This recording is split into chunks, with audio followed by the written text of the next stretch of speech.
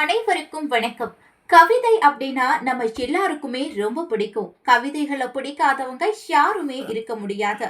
ஏன்னா கவிதை அப்படிங்கறது வாழ்க்கையுடைய தத்துவத்தை ஓரிரு வரிகள்ல ரொம்பவே அழகா கண்ணு முன்னாடி தெளிவா காட்டிடும்.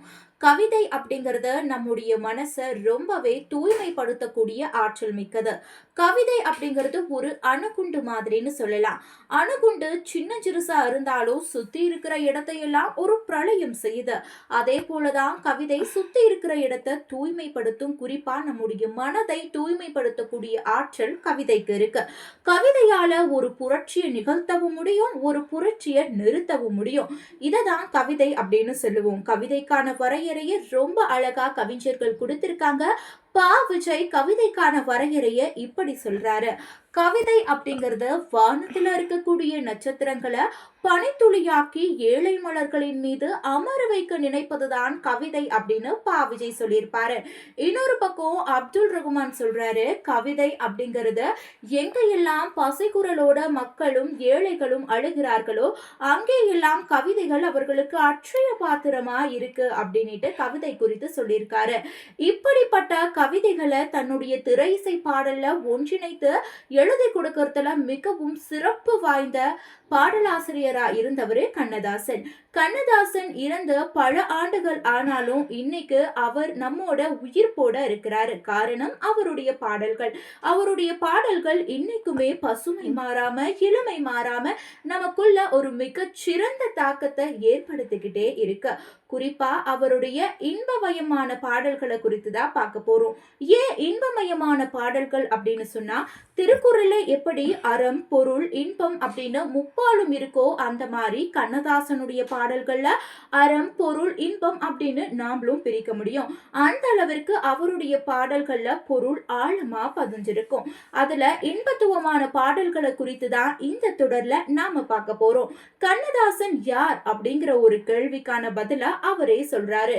காவியத்தாயின் இளைய மகன், காதல் பெண்களின் பெருந்தலைவன், மானுட சாதையில் நான் தனி மனிதன், படைப்பதனால் என் பெயர் இறைவன், மானுட சாதையை ஆட்டுவிப்பேன், அவர் மாண்டு விட்டால் அதை பாடி வைப்பேன், நான் நிரந்தரமானவன் அழிவதில்லை, எந்த நிலையிலுமே எனக்கு மரணமில்லைன்னு ஒரு கவிஞனுடைய அமரத்துவத்தை ரொம்ப அழகா அவருடைய வரியில எடுத்துரைப்பாரு. நெஞ்சுக்குள் ஒரு ஆலயம் அப்படிங்கிற திரைப்படத்துக்கு கண்ணதாசன் ஒரு பாடல் வரிகளை எழுதியிருப்பாரு. உண்மையா சொல்ல போனா அந்த பாடல் வரிகள் கம்பராமாயணத்துல இருக்கக்கூடிய சீதையுடைய மௌனத்தை உடைத்து அதிலிருந்து நமக்கு தேனருவியாதான் கொடுத்திருக்காரு அப்படின்னு சொல்லலாம். அந்த அளவிற்கு அதனுடைய பாடல் வரிகள் 100% பொருந்தி இருக்கும். கம்பராமாயணத்துல வனவாசம் முடிஞ்சு ராவணனை எல்லாமே வீழ்த்து முடிச்சுட்டு கடைசியில சீதையை அழைத்து கொண்டு வர வீடனை அனுப்புவாரு நம்முடைய ராமன். அப்படி அனுப்புறப்போ அவளுக்கு மிகச்சிறந்த அலங்காரம் எல்லாம் செஞ்சு கூட்டிட்டு வருவாங்க. அப்போ ராமன் சீதையை நோக்கி இந்த கேள்வியை கேட்பாங்க. ஊந்திரம் உவந்து உண்டனை சிறுந்தனை ஒழுக்கம் பால்பட மாண்டிலை அப்படிங்கிற கேள்வியை முன்வைப்பாரு. நீ நான்வெஜ் சாப்பிட்ட, அது மட்டும் இல்லாம ஒழுக்கம் பால் பட்டுருச்சு, ஆனாலும் நீ இன்னும் இறக்காமல் இருக்கிறாய் அப்படிங்கிற ஒரு கேள்விகளை முன்வைப்பாங்க.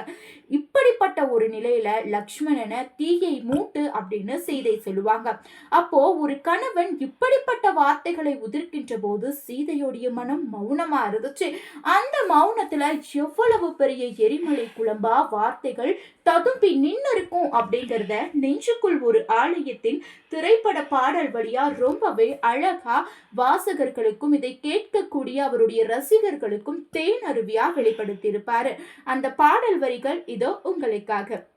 சொன்னது நீதானா, சொல் சொல் என் அன்பே, என்னை மறந்தாயா, சம்மதம் தானா இன்னொரு கைகளில், யார் யார் நானா, தெய்வத்தின் மார்பினில் விழுந்த மாலை தெருவினிலே விழலாமா, தெருவினிலே விழுந்தாலும் வேறொரு கை படலாமா, மங்கள மாலை குங்குமம் எல்லாம் தந்ததும் நீதானே, மணமகளை திருமகளாய் நினைத்தது எல்லாம் நீதானே, உன் மனதை என் மனதால் இணைத்ததும் நீதானே, கடைசி வரை உடனிருப்பேன் என்றதும் நீதானே, இன்று சொன்னது நீதானா என்கிற கேள்விகளை எழுப்புகின்ற போது பல் நெடும் காலமாக சீதையுடைய மனத்தில் இருக்கக்கூடிய மௌனத்தை உடைத்தெறிந்து வெள்ளாற்றங்கரையாய் வந்து நின்ற இந்த பாடல்களை நம்மால கேட்க முடியுது. இந்த அளவிற்கு கவித்துவமான பாடல்களை நமக்கு கொடுத்தவரு கண்ணதாசன். அது மட்டும் இல்லாம ஒரு காதலனுக்கும் காதலிக்கும் இடையில ஒரு உரையாடல் எப்படி இருக்குன்னு ரொம்ப அழகாவே அவருடைய பாடல்கள்ல வடிச்சு காட்டியிருப்பாரு. காதலனுக்கும் காதலிக்கும் ஒரு உரையாடல் நடக்குது. அது பாடலா இருக்கு. "கன்னத்தில் என்னடி காயம்" அப்படின்னு கேட்குறாங்க. "இது வண்ணக்கிளி செய்த மாயம்" அப்படின்னு சொல்றாங்க. "கன்னத்தில் என்னடி காயம், இது வண்ணக்கிளி செய்த மாயம், கனி உதட்டில் என்னடி வெடிப்பு, பனி காற்றினிலே வந்த தடிப்பு" அப்படின்னு சொல்லுவாங்க. கடைசியில "மாலை வருகையில் சேலை ரவிக்கையை மாற்றியதென்னடி ஜாலம், கண் காட்டியதென்னடி கோலம்னு" கேட்கிறப்போ, "சேலத்து பட்டின்று வாங்கி வந்தார் அந்த சின்னவரை போய் கேளும்னு" அந்த ஹீரோயின் சொல்வாரு. அப்படி சொல்றப்போ கடைசியில சொல்லுவாங்க, கோவத்தோட அந்த ஹீரோ நிக்கிறப்போ, "கண்ணாடியை போய் பாரும்னு" கடைசியில ஒரு ட்விஸ்டோட முடிச்சிருப்பாரு. இது ரொம்பவே கவித்துவம் வாய்ந்ததா இருக்கும். இது போல அதிகப்படியான பாடல்களை திரை இசை பாடல்கள்ல நம்ம ரசிகர்களுக்கு ரொம்பவே அழகா இன்னைக்கும் இளமை மாறாம கொடுத்துட்டு இருந்தவர் தான் கண்ணதாசன். இன்னும் அவருடைய பாடல்களை தொடர்ந்து பார்த்துக்கிட்டே இருக்கலாம். அதுவரை உங்களிடமிருந்து விடைபெறுவது சி. பவித்ரா.